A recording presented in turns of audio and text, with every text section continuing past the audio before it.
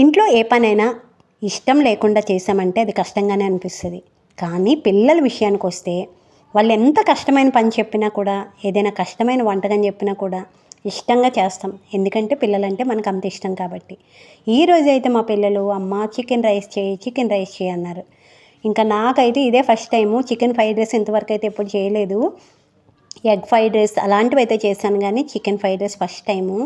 కాకపోతే ఇంట్లో కార్న్‌ఫ్లోర్ కూడా లేకపోతే ఈ చికెన్లో అయితే బియ్య పిండి కలిపాను.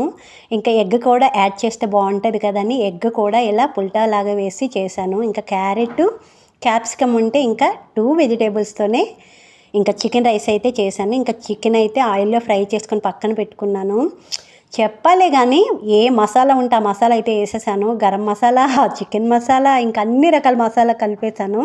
ఇంకా మొత్తానికి రైస్ కూడా వండిన రైస్ అయితే ఈ అన్నంలో అన్నం మొత్తం కలిపేసి దీంట్లో చికెన్ యాడ్ చేసి కాస్త పెప్పర్ పొడి వేసాను. లిటరల్లీ మా పిల్లలు తిని స్కూల్కి వెళ్ళేటప్పుడు లంచ్ బాక్స్కి అయితే కట్టాను. ఇంకా రిటర్న్ వచ్చేటప్పుడు వాళ్ళని పికప్ చేసుకునేటప్పుడు మా పెద్దోడైతే వచ్చి నన్ను హగ్ చేసుకుని థ్యాంక్ యూ మమ్మీ, ఈరోజైతే చాలా డెలిషియస్ ఫుడ్ పెట్టావు, అందంగా ఉంది, చాలా బాగుంది అని చెప్పాడు. అయితే చాలా హ్యాపీ అనిపించింది. మొత్తానికైతే చికెన్ ఫ్రైడ్ రైస్ ఇలా వచ్చింది. నచ్చితే లైక్ అండ్ సబ్స్క్రైబ్.